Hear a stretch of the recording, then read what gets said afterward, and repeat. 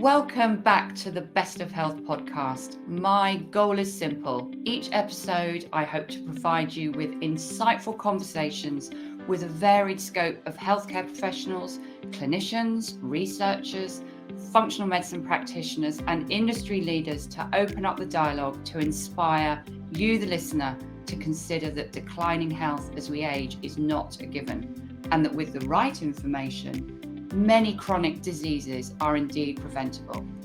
I hope to engage and inspire everyone to achieve the very best of health. Welcome back to the Best of Health podcast. And today I am really excited to have with me on the podcast Dr. Nicky Keay, who I came across very recently through my sort of passion and interest in all things female hormones. Dr. Nicky Keay is the leading as the Chief Medical Officer for a company, Forth with Life, which we will be talking about in detail. She is a highly talented woman. She is a member of the Royal College of Physicians. She is an honorary lecturer in medicine at UCL, and she is an endocrinologist as well. She is a research fellow at St Thomas's Hospital, and she has extensive clinical and research experience in the fields, as I've just said, in endocrinology, which for those of you that are not practitioners listening, which are many, basically means anything to do with hormones. So I'm really excited, and she is such an interesting person because she is also a passionate dancer, though you won't be able to see because this is a podcast, but I'm looking at Nicky now, and she has sat in her studio and she's got a plethora of bikes in the background and a bar. So without further ado, welcome Dr. Keay. Thank you for coming on. No, well, listen, thank you so much for inviting me. And as you say, I'm passionate about hormones, so I'm always delighted to have a good chat and conversation and discussion about hormones. Brilliant. Okay. So we were talking before we sort of went live that we are both sort of have a passion about women's hormones, and it has become such a topical conversation, which is great that we are talking about that more. And one of the taglines or comments on the Forth with Life website is that grabs me is that women's menstrual cycles are so unique, and it is a reflection of women's health. And I often refer to that as every time a woman cycles, it's like depositing health into a bank account for future health. Could you talk to that a little bit, Nicky, if that's okay if I call you Nicky? Yeah, sure. Well, that's exactly how I think about female menstrual cycles. I refer to menstruation periods as a barometer of healthy internal hormones. So that's, it's your free monthly health check. So, I know that, listen, we're going to talk, and sometimes, there can be problems, and you might not feel your best every single cycle. We have to be realistic, but hey, that's life. But nevertheless, you should actually be really happy and look on it as a positive thing that you have this, free monthly health check. Of course, we're talking, I think we should make clear, women who aren't on hormonal contraception. So if you're on hormonal contraception, obviously it's going to interfere with your internal hormones. So we're not talking about withdrawal bleeds if you're on the combined oral contraceptive pill. But nevertheless, menstrual cycles, what can I say about them? They're brilliant. I mean, if you were going to talk about the nitty gritty of what's going on inside, but they're the most beautiful of all. Of course they are. They're female. Of course they are. Of course they are. They're the most beautiful, intricate, delicate network. Absolutely fascinating what's going on inside your body. That's really is so interesting. But as you say, it's ultimately also a reflection of a woman's health. Because why is this so important? Because those hormones that go through this fluctuation every month, these are key to your health, all aspects of your health, mental and physical. So yes, I think we should definitely make a celebration for female cycles. They're great. And I think that in of itself is very interesting, isn't it? Because the terminology around, oh, it's my hormones, is delivered, the dialogue is delivered in that way all the way through those decades that women do menstruate. And then suddenly now it is all about, we want hormone replacement therapy because we're now recognizing or there is now a dialogue that we need estrogen, as an example. And whereas in the decades that are leading up to that, it is sort of framed in a more negative way. It's got a negative connotation if you say, oh, you're hormonal. If someone says that to me, I'm delighted. Yes. Like, I take that as a compliment. Yes, exactly. I say, yes, absolutely. I'm very proud. Thank goodness my hormones are working. I'm good that my hormones are working. Absolutely. So I think women should be very positive about it. As we say, we have to be realistic, and there are tough times that go with that. That's true. But hey, we're women. Yes. We deal with stuff. So that's not, that's fine. And absolutely, you go through your life sometimes maybe with this negative connotation around them and whatever. And then, of course, as you say, and then you get to the end of that episode in your life, I'll put it like that. And then suddenly you realize it's like, oh, now you're missing something that you had. And actually, you see what I mean? So it's like those things. You shouldn't have regrets about, oh, gosh, I wish I'd realized that these were really good things, So if you're listening to this and you're still, and you are young and having menstrual cycles, then hooray, be positive about them from now on, because, when they stop, which they will do for all of us, later in our lives, then then you'll realize actually, yes, there was something very good about those precious hormones. Yes. So there are a couple of many comments in there that I'd like to dig a bit deeper into. One is certainly around delineating the difference between a bleed and having a natural cycle when somebody is on, for example, the oral contraceptive pill, which I think is really important message for women to understand the difference. But before we do that, could we let's just talk about the sort of the four, if we like, the sort of the what I would call is the triggering hormones, and then sort of the key sort of headline actions of what are these health benefits that you and I are celebrating. So when we talk about hormones like estrogen or estradiol and progesterone, let's maybe just headline sort of some of the key actions that beautiful orchestra, that music, that orchestra that they play together, and what some of those health benefits are. Well, I like the way you use orchestra, because I was taught, as a medical student, which is a long time ago. Anyway, the pituitary gland, which is the boss pretty much of most of the hormone networks, that's the conductor of the endocrine orchestra. Yes. So the pituitary gland is the boss. And if we focus about these female menstrual cycles, the control hormones that the pituitary releases are FSH and LH, follicle stimulating hormone, luteinizing hormone. And those in turn go down to the ovary and instruct the ovary when to produce estradiol and progesterone. So estradiol is the most active form of estrogen, the female hormone, and progesterone is another ovarian hormone, the response hormone, as I refer to them. And if you pick up any textbook or sort of physiology book, you will see these four hormones that we're talking about, the control ones, FSH and LH, and you'll see the response ones, the ovarian ones, estradiol and progesterone, doing their lovely fluctuations. So that's what's happening inside you in terms of the health benefits or consequences. That's really down to the ovarian hormones. Because the FSH and LH are more just like the messenger ones. I mean, obviously important in the whole network, and if those aren't working, then you've got a problem. But the ovarian hormones, estrogen and progesterone, I mean, I like to look at it in three main benefits. First of all, there's the cardiovascular system, so the heart and the blood vessels.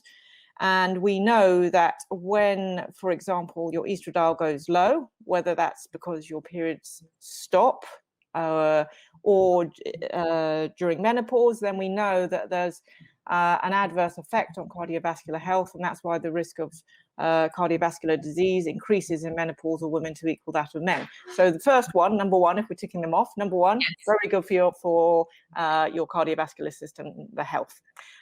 Secondly, there's the neurological system.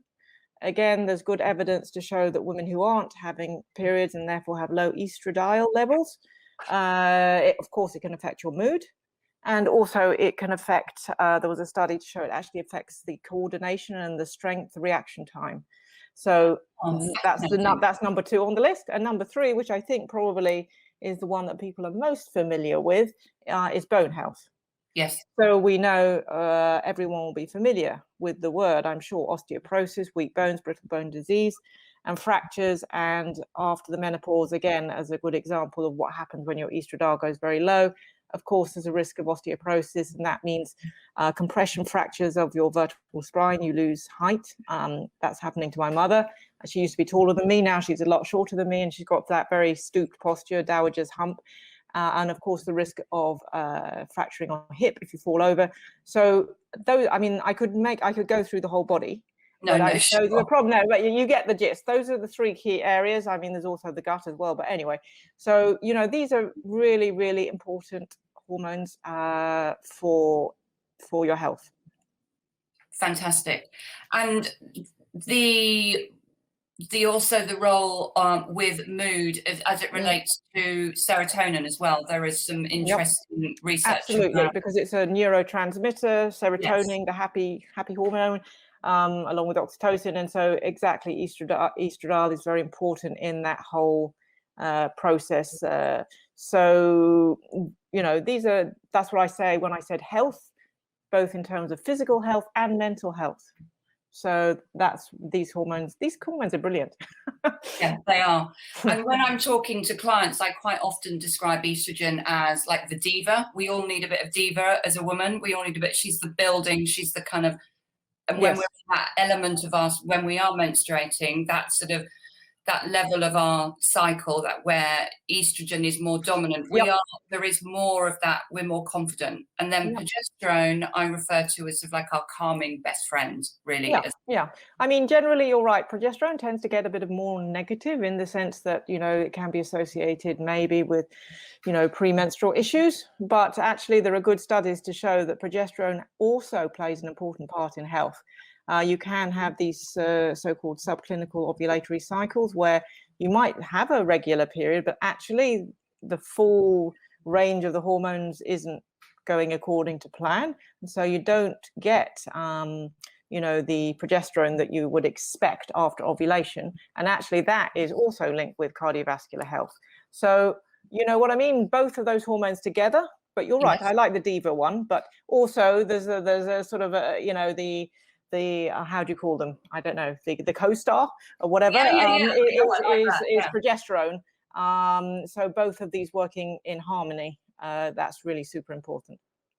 So that's interesting. So you've said that there's research around if there are shorter, even if a woman has ovulated, and maybe let's just back up and explain what that means to some of our listeners. So would you like to do that? Would you like to? Yeah, sure. So the menstrual cycle, it's divided into two halves. Sound a bit like football now. Anyway, I didn't mean that. So the first bit of the cycle is sort of the build up to ovulation. It starts heralded with the menstruation, with the period itself, and then the rest of that bit is called the follicular phase. So the follicle is the little developing egg in the ovary, and it's sort of building up, being prepared to be ovulated. And you mentioned that's when estradiol goes super high, just around ovulation, and then ovulation should occur. The egg is pushed out of the ovary and wends its way down to the uterus. And as a result of the ovulation, then progesterone starts going up. Now we enter the luteal phase. Okay.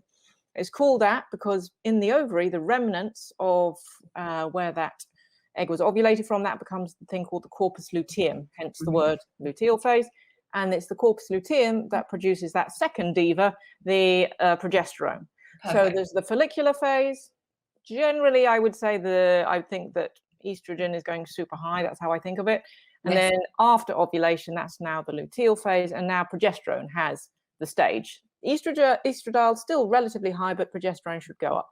And then you, if the egg isn't fertilized, then you repeat the whole process. You start off the next menstrual periods. So that's the full repertoire. But there can be occasions where things don't go quite according to plan for whatever reason. External stress, training load too high, not fueling enough, these sorts of things. And so you might not ovulate. Typically, if you don't ovulate, typically you would expect a shorter cycle and a lighter bleed, because you haven't produced those dizzying heights of estradiol to provoke ovulation, and you haven't had therefore the corpus luteum hasn't formed, the progesterone hasn't formed, been produced, and so you would expect a shorter cycle with a lighter bleed. And generally that's true, but there is evidence to show that women, this thing called subclinical anovulatory cycle, there isn't that obvious sign that it's a shorter, lighter bleed cycle. Actually, it could, to all intents and purposes, be a normal length, but actually the ovulation hasn't quite happened. So you can call it subclinical anovulatory. I've also seen it described as luteal phase insufficiency. You can use whatever word you wish, but these are the things, unless you measure the hormones, you won't know. And that's really, and we've said how important these hormones are. So potentially, you know, this is something we need to be looking out for. But to date, the testing for that, you know, the standard medical protocol is we do a blood test on day 3 of the cycle. Which I was just about, and the reason, why do we do that? Why do we do that? Well, it's a bit frustrating because I have to tell you, it's when the hormones will be at their most quiescent. And so you're not really going to get a lot of information unless there's an absolute, barn door diagnosis, if I can put it like that. Yeah. Even women who are amenorrheic, not having menstrual cycles, they often come to me and say, oh, but my doctor said that the blood test was in the normal range. It's in the normal range, but it's right at the lower end of the normal range. Okay. So there is a problem. But the reason why we do it on day 3 is because if we say do it on another day in the cycle, okay, let's say, right, go and do it on day 14. And the results come back to you. How do you know? You're going to wonder, now, is that LH and estradiol really high because we've caught it just when that woman's ovulating? Or is it actually a sign that something else is going on? So we can't place it. You know, it's like just randomly looking at something and you don't know, without any clues, you don't know where you are in the cycle. So that's why it is that standard protocol of doing on day 3. But it is frustrating for everybody because you can't get all this detail that we're talking about. Absolutely. Which is why there needed to be a new system. Yes. And so fortunately, there's a mathematical thing called machine learning. And I'm not a mathematician, so I'll explain it how I understand it, right? So machine learning, it makes use of the smallest amount of data, but makes the maximum value from it, okay? Is the simplest way of explaining, or how I understand it. And this is absolutely the leading edge in healthcare. The Chief Medical Officer of England in the report 2017 said this is the way to personalized medicine, machine learning. So we take advantage of all this medical knowledge and understanding, everything we've been talking about hormones. We know a lot about them. We know what happens, what should happen normally. So with that information and individual information from the woman, how long are your cycles? Let's get that individual insight. Let's put that individual background information. Let's combine that with all this medical knowledge we have about the timing of the hormones. And let's apply that to just 2 samples, blood samples taken during your cycle. Okay. And if we put all of that information into an algorithm using this machine learning process, we can produce a very, very good, it is an estimate, to be fair. It is an estimate, but it's the best estimate we can possibly have of what your hormones, all 4 that we described, FSH, LH, estradiol and progesterone, what are they doing for you as an individual woman? What are they doing during the cycle? It's far more respectful and of that intricacy of that. Absolutely. Yeah. It's respectful of the medical, and we have the medical knowledge. We know what happens to the hormone, so it's respectful using all that medical knowledge we've accumulated over hundreds of years about what happens with the hormones, but also it's respectful of the individual woman. It's not assuming that we are all exactly clockwork and exactly the same, because we're not. And I love the quote from the Vice President of the Royal College of Obstetric Gynecology. She says, treat women as individuals, not statistics. And I love that one. So that is what we have done. With all my medical staff and some very clever maths people, and that's what we're doing. I'm so proud and excited at Forth that we can now offer this opportunity to women, so you can know what your hormones are doing. Now, it might be that actually it comes back and you're absolutely fine, everything is perfect as you would expect, and that's also reassuring in itself. It's like, fine, that's fine. That's fine. But also it will pick up these subtleties we've described, which might otherwise would otherwise be missed. Is everything happening? Is this ovulation happening? Or actually, is there something else going on? I work a lot with exercises, athletes, dancers, where it's a very fine balance between how much exercise you do, how much your fuel. And I've been using it with professional dancers, and it's a really great indicator to pick up if there are early issues. I would much prefer to pick it up then, and rather than the dancer comes to me after 6 months, hopping in with a stress fracture saying, oh, well, actually my periods have stopped for the last 6 months. Now I've got a stress fracture. Much prefer, from everyone's point of view, to know already there is something not quite right, and let's jump in there early before your periods stop.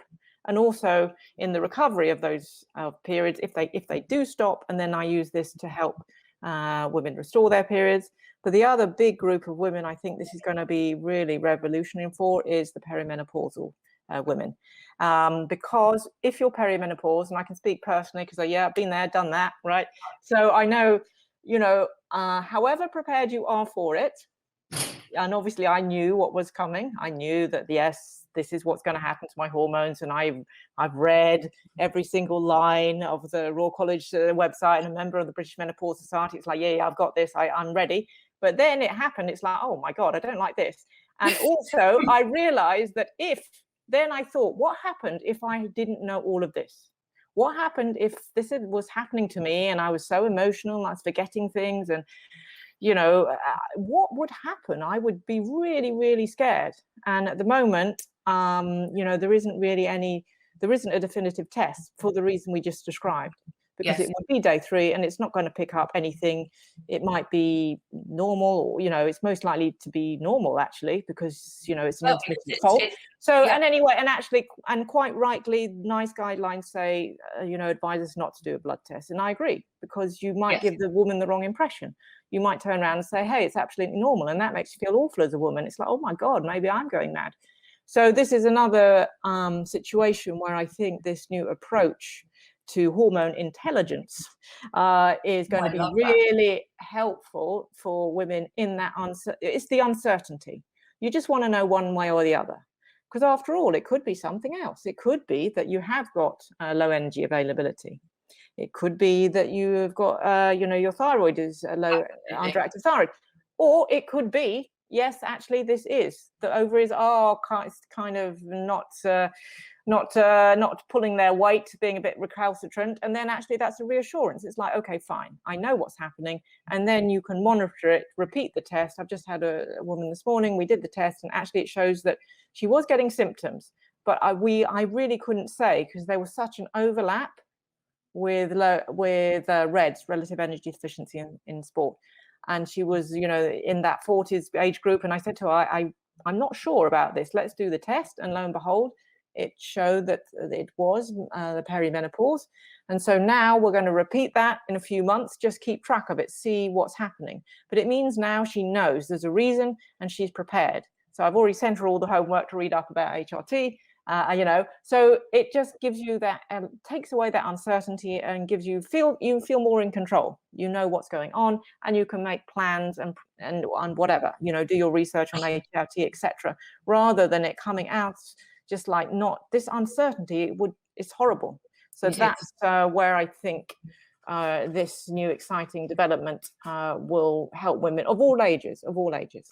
Absolutely. Yeah. I mean, it's so exciting. It's such an exciting tool. And I get very frustrated with so many social media posts on and sort of testing hormones at the either at the wrong time or not using science-led testing, and then sort of giving advice that is not.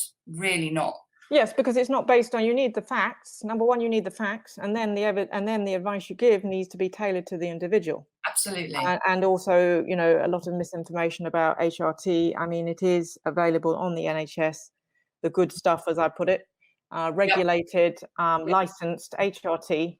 And it's exactly molecularly identical to what you produce yourself. So again, but women are prey, unfortunately, because of this uncertainty, and you would be desperate. You do feel really, and if someone says, "Oh, I've got the solution," I can understand. You might get followed down that, as you say, not such a good path. But now there is the science, there is the medical expertise to really help you, so you can know. And also then after that, following on from that, there is access through the NHS to HRT if that's appropriate. Absolutely. So maybe let's talk a little bit then about some other than HRT or alongside HRT in a segue. What is I mean, I know that I sort of recently wrote a post saying that any intervention is only as good as the environment in which you're asking it to work. So what a good point. You put that so well. So I also think, again, looking on all these things positively. Yeah. So the perimenopause, it's a normal physiological process. It's not a disease. No. It is challenging, I accept. But it's a normal physiological thing. But actually, why not use it as a positive opportunity to review your lifestyle factors? How about it? Are you doing the exercise? Are you doing, weight-bearing exercise? Are you doing strength training? My son's a cycle coach and he does keep reminding me. Anyway, so, are you doing the right type of exercise? Are you doing enough? Also, just have a review of your diet, your nutrition. Have you got the right balance of things, etc.? So you're absolutely right. You've got to, make sure you've got the basics right, as the fundamentals in place in terms of your behaviors, your choices. And then, of course, there we have HRT. And by the way, the risk of breast cancer with HRT is very low. Oh, very. It's an extra 4 cases per 1,000 women. Okay. But guess what? If you exercise relatively intensely for 2.5 hours per week, your risk of breast cancer that decreases by 7 cases. 7. So if you do your maths, HRT plus 4, exercise minus 7. You see what I mean? Actually, exactly. Whereas conversely, if you are overweight and you're drinking alcohol, I mean a lot of alcohol. Yes. I mean, we're all allowed, of course, then actually whopping increase number of cases of breast cancer, 24. So now that's why, compared to HRT and exercise. So I think you make a very good point that it's a good opportunity just to review what you're doing. It might be that everything is fine, you've ticked everything, or it might be like me that actually, you should listen to your your sons and do your strength training. So, why not look at the things that you have under your control, because there will be some women for whom HRT is contraindicated, a very close or personal family history of breast cancer. So, anyway, whoever you are, whether you're going to take HRT or not, then absolutely looking at those aspects is super important, as it is at any age, of course. Yes. Okay, great. And strength training is there a obviously it's important to build muscle as well as because as we come into that last transition of perimenopause and then into menopause, one of the roles of estrogen and progesterone is just works with sensitizing cells to insulin. So it's that sort of metabolic area is as the brain recalibrates is somewhat harder. So yeah, exactly. So the body composition tends to change, yeah. but you can actively do something about that. And that's why strength training in particular, it doesn't have to be going down to the gym doing deadlifts, you'll be pleased to hear. I mean, you can if you want, but if it's not your thing, it's not mine, then, you know, resistance bands, Pilates, that sort of strength. I mean, I do a lot of ballet, and actually that is, you know, weight-bearing strength. So something like that. So it is for your body composition, encourages muscle, but also for bone health. Because if you've got strong muscles pull on bone, and that helps with bone strength. So lots of pluses to doing it. But as I say, don't think outside the box. If you don't like pumping iron at the gym, I don't. It doesn't have to be that. Look at other ways, other opportunities, other ways of doing it. And I think there are. That's one of the positives from the last year, is that we have had to be more creative about our exercise. Of those people that were gym bunnies, we've had to be more creative in terms of moving and creating strength work. And there are so many resources available to women that are many of which are free, to be able to integrate that and sort of deposit that into our health bank, which I think the Royal Osteoporosis Society, it's mainly for bone health, as the name suggests, but they have a very good free poster called Strong, Straight, Steady. That's for bone health. And I'm very pleased to see that on that information sheet they do mention dancing. Right? Oh, it doesn't have to be ballet, but, you know, dancing, because it's to music, it's fun, it makes your brain think, and you're changing direction, so that's good for bone health. So as I say, the most important thing, and I say this all the time, something that it's got to be something you enjoyed, you know, and that's what I found often when I was sitting in diabetic clinics. You know, there's no point me sitting there saying, oh, you should be doing, you know, 3 times 20 minutes cardio a week or whatever, but that I would start the conversation like, what exercise do you like doing? And if the answer is none, which sometimes it is, then let's find something. Well, let's just work on that. Could we start off with just doing some walking? You know, just find out, explore what there is. Do you want to do it in a group of people? Well, I know when I say group, I know we have restrictions at the moment, but, you know, going for a walk outside with people or whatever it is, sometimes that can help. On the other hand, some people prefer doing it by themselves. So it is very important to find something that you enjoy, because if you enjoy it, you will stick to it. And it is a bit of a deal breaker, really, isn't it? At this stage in a woman's life, we need to move, and it's exactly. And everyone is different. Every woman's different. So find out what you enjoy doing. Brilliant, great, okay. And could you explain where the research is currently on what causes the flushing that a lot of and the hot flushes that a lot of women do experience? I was gratefully it wasn't too bad for me, but I know many of my clients it has been very yes, it was for me. Was it? I'm normally a cold person. I'm the one turning up the thermostat in the house, you know, normally. But then suddenly I was like, oh my God, it's really hot. And my family were looking at me. It's like, what's wrong with her? In addition to my mood changes and everything else, they really thought I'd lost the plot. Anyway, so, I mean, to be absolutely honest, we don't exactly know. It's basically your temperature regulation is a little bit up the spout, and the temperature regulation is located in the brain. So there are some theories that maybe it is the, you know, the FSH and LH going high, which are there in the pituitary. Maybe that causes the temperature regulation to go a little bit off skew.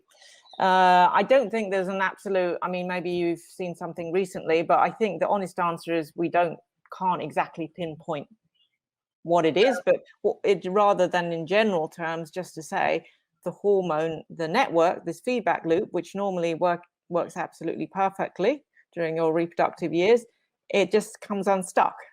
Yeah. And so that really is the sort of simplest explanation, but it must be something more central, because that's temperature. That's where the temperature regulation center In the is hypothalamus. in that area. So I Yeah. think I'm more in favour of it something to do with that mechanism. Yes. Okay. I sort of envisage that conductor, it's literally banging the baton, so trying to get the orchestra back into. It is. Well, you see that on the blood test. Literally, Yeah. the FSH and ALH are really high because they're absolutely, exactly, really trying to speed up the tempo. Come on. It's like, but yeah, it doesn't. The ovaries. It's like, I mean, to be fair, the ovaries do a pretty darn good job, and so they just had enough. And also, it's evolution, of course. Yes. Now we've got an increased life expectancy, because back in the whenever it was the Tudor ages, women would often die, number one, in childbirth, or life expectancy, they wouldn't get to the menopause, really.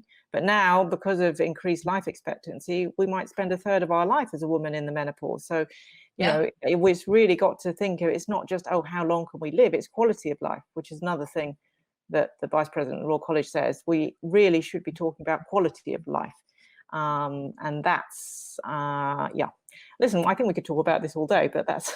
We could. So do you want to go back on what you were saying about the hormonal contraception? Yes, that's perfect. You've read my mind. So before we close, could we just circle back to, we've talked, so to summarize, we've talked about these about the menstrual cycle, about being for health, optimal health for many reasons. And there are the freedom of the oral contraceptive pill, of course, is fantastic for women, but I think it's important for women to understand that is not essentially that we're shutting off the conductor, and that's sort of really what I wanted to. I really value your opinion. Yes, well, exactly, because as we said, it's every woman's choice. She's an individual, and we have the opportunity now of various forms of contraception. So I'm not, it's your choice, but there are some provisos to that women should be aware of the combined oral contraceptive pill. As you say, it literally shuts it down. So if I took a blood test and I can see it, if a woman does a blood test on the hormonal contraceptive pill, everything will be absolutely low. I mean, not low, but like out of range low. FSH, LH, like you said, it switches off the conductor, and estradiol and progesterone also. It's true there, of course, that's because there are synthetic hormones in the pill, but although those might have fooled the pituitary, the conductor, they do not fool the rest of the body. So there's good evidence to show, for example, that synthetic form of estradiol doesn't really help with bone health, for example. So, and also you switched off that, that free medical check, monthly medical check we're talking about. So although you might get a withdrawal bleed, that's not your own period. And that's why there are certain provisos, like I said, you should not give, or you should not take the oral contraceptive pill if your periods have stopped, if you're amenorrheic. And that's from the Endocrine Society guidelines, because for this reason, it masks what's going on with your own hormones, and it's not bone protective. And there's also new research to show that giving the combined oral to young teenagers can affect their bone health for the reason we've just discussed. It's been known for a long time that the depot, the injection of progesterone as a contraceptive, can affect bone health. And there's, in fact, in the States, a yellow card, a warning thing about that for youngsters. But actually now there's evidence emerging that's the combined oral. So I am concerned. As I said, it's every woman's choice. Yes. But it should be, of course, informed choice. You should know that there are certain downsides, and also it should not be a reflex reaction to teenagers with a few spots. I've spoken to my colleague. Yeah, I've spoken to a colleague, a gynecologist colleague at King's College London, and she was in agreement. She said, yes, we wish we could put a stop to that. Teenagers, your hormones are changing. You will be spotty, sorry. You might not, but it doesn't mean that every single teenager you see with a few spots has got PCOS, okay? So, yes, exactly. Please don't bung them on the pill, because it really, and also in athletes or dancers who haven't started their periods, absolutely, primary amenorrhea, please don't be cajoled or fooled into saying, oh, this will kickstart your periods. It will do precisely the opposite. So I know that sounds like I'm really negative about the combined oral contraceptive pill, but I think women are intelligent. We need to know the facts. And also the other thing to say is that it is very good for some medical conditions. If you have true PCOS, where there's high testosterone and follicles on the ovaries, etc., multiple follicles there and irregular cycles, and very high estrogen, by the way, in that case, then actually the combined oral is good because it does shut down all the hormones, you see. So there is a place for the combined oral, and also endometriosis, which is effectively driven by female hormones. So as I say, combined, it's a great breakthrough of science, but it needs to be used with care and not just ubiquitous, chucked out to every woman there. And also the progesterone only is an option. And although some progesterone only, they're sort of milder in the sense that they don't suppress ovulation, for example, the Mirena coil, some of them actually do. So you have to be very careful, really do your research and find out, is this suppression of ovulation or not? So those aren't so dramatic. It doesn't have such a dramatic downregulation on your hormones. But the only thing is then, again, you often don't get any sort of bleed at all. So then it makes it tricky. Again, you've lost the free medical monthly check, you see. So, just I think women, as I say, women are intelligent. Just be really, really read all the information and be really aware. Are you taking it for the right reason, in the sense that, don't be fooled to think this is a substitute for your own hormones. And there are definitely some downsides to it. So I think women just, should be aware of these things. Yeah. And I think that's a great place to round that up for now. I'd love to get you back on in season 2, because there is, as you said, there is so much to talk about. But I think the message that is very clear from you, and is my belief too, is that information is power, and we have the right, and the more that we know, then the more, and being more informed provides us with that power, and that is our right, and it's not antagonistic, and it's not aggressive. No, of course not. No, it's just about being informed so that we can see what is right for that particular life stage. Make the right choices for you as an individual, not just go with the crowd or because you've heard something or other. Is this the best thing for me? So really, but also, if anyone is interested in that, the new way of modeling the hormones, please head over to the 4th, and I think, would you be able to post that in the show notes? Absolutely. So let's just that's a great place to finish up. So of course I'll post this all in the show notes, but let's just talk. So it's called over to you. So it's called female hormone mapping. And so what you have to do is you have to take finger prick samples. Hooray. So you just prick your finger and you squeeze a little bit of blood in a tube, and you have to do that on one menstrual cycle, on roughly day 14 and roughly day 21. But don't worry if it's not exact, because like I said, we will take into account your own personal cycles. When you send in your samples, you also tell us how long are your cycles normally, so we can adjust, take that into account, and also tell us how you're feeling for those 7 days before you take the sample. So effectively how you've been feeling through the follicular phase and how you've been feeling during the luteal phase. And we ask 5 well-being metrics. You will see that about sleep, mood, freshness, hunger, urges, and symptoms. And so that's what you do. You sign up for this, and you'll be sent the kit so you can do those 2 samples during your cycles, and then you send them back with that information about your cycle length and how you're feeling. And then once both samples are back in the lab, then those samples will be put into the machine modeling algorithm, and then you will be sent graphs for each of your hormones. It's very exciting. So you can have your own personal, you can put it up on the wall if you want. I don't mind what you do with it. You can have your own graphs of what each of your hormones are doing. And also there is commentary from me that I have written to explain what this means, okay, in practical terms. It's like, okay, that's high, that's low, what, stuff like this. Also matching it up to how you're feeling. And also you will see at the top, there will be what we're calling the FORM score, which is the 4th ovarian responsiveness metric. So it gives you an overview. It gives you a score. How is my network working? And this is particularly helpful. Well, it's helpful for all women, but especially the perimenopausal.